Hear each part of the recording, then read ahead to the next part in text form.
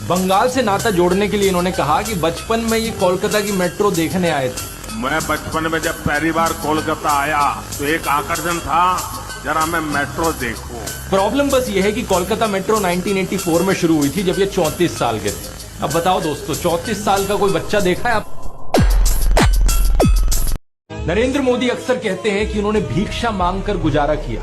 कभी कहते हैं कि 35 साल के लिए, कभी कहते हैं 40 साल के लिए। करीब 40 साल मैंने भिक्षा मांग करके खाया है। मैं 35 साल तक भिक्षा मांग करके खाया था। चलो इतनी तो बोलने में गलती हो सकती है, 35 साल हो 40 साल हो, लोग अक्सर भूल जाते हैं। लेकिन सवाल ये कि वो एमएलए पहली बार बने 2002 में, तब उनकी उम्र होगी 52 इयर्स। लेकिन उससे पहले 90s में ही पता नहीं कैसे उन्होंने फॉरेन टूर्स कर ली। ये फोटोज देखो उनकी, आईफिल टावर के सामने पेरिस में, व्हाइट हाउस के सामने अमेरिका में, हॉलीवुड के सामने, लंदन गए, वो मलेशिया गए। क्या 40 साल भिक्षा मांगकर इतने पैसे कमाए जा सकते हैं कि फॉरेन के टूर्स कर रहे हैं?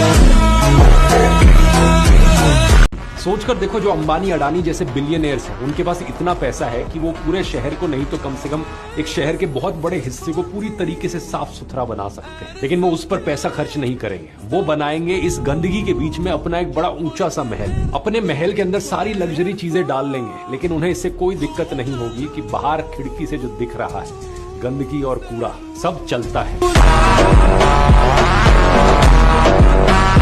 इस ट्वीट को देखिए, कहा जा रहा है कि 3 इडियट्स मूवी जो 2009 में रिलीज हुई, वो सोनम वांगचुक को लॉन्च करने का एक पीआर अटेम्प्ट थी। मतलब यूपीए सरकार के अंदर 2009 में एक फिल्म बनाई गई ताकि 16 साल बाद जाकर सोनम वांगचुक को मोदी सरकार पर अटैक करने के लिए इस्तेमाल किया जा सके। कोई लॉजिक है इस बात का?